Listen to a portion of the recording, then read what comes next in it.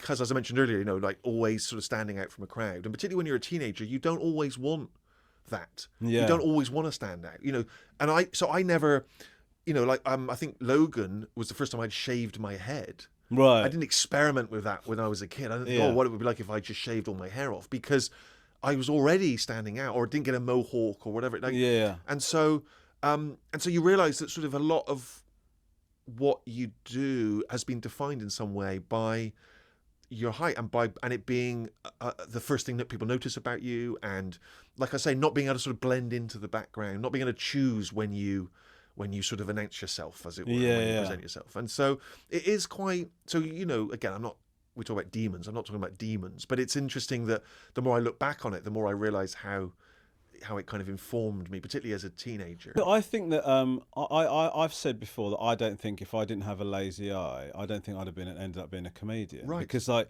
it's as soon as people look at you, that's the first thing. Like if you talk to me for 30 seconds and then wandered off and somebody said, who's, asked who I was, they'd go, oh, it's the guy with the lazy eye. He's got a lazy eye. That's their defining thing about you. And so that informs how they interact with you.